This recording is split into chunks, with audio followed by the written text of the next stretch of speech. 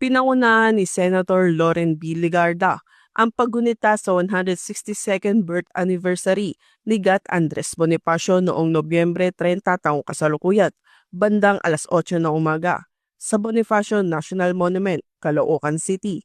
Dumalo rin sa seremonya sina Police Lieutenant General Edgar Alan Ocubo, the Deputy Chief for Operation, Police Brigadier General Jerry V. Potasio, District Director, Northern Police District, mga kinatawan mula sa National Historical Commission of the Philippines, AFP, Congressman Oscar G. Malapitan, Mayor Dale Gonzalo Malapitan at kaanak ng ating bayaning si Andres Bonifacio.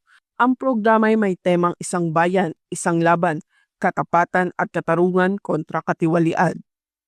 Layunin ng pagdiriwang na manawagan sa bawat Pilipino na magkaisa lalo sa pagtataguyod ng katotohanan at katarungan, lalo na sa panahon ng mga pagsubok.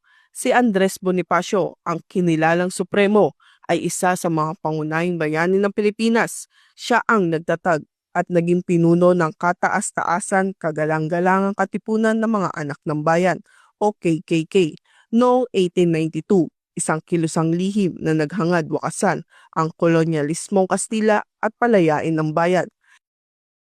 Kabilang sa mga naging mahalagang bahagi ng programa ang sabayang pag-awit ng lupang hinirang.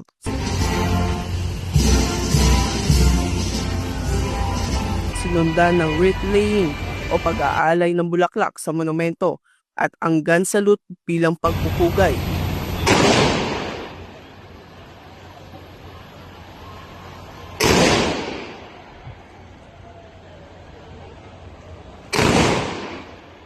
Nakadeploy rin ang mga kapulisan sa iba't ibang bahagi ng monumento, katuwang ang iba pang ahensya ng gobyerno upang matiyak ang seguridad, kaayusan at maayos na daloy ng trapiko habang isinasagawa ang buong aktibidad.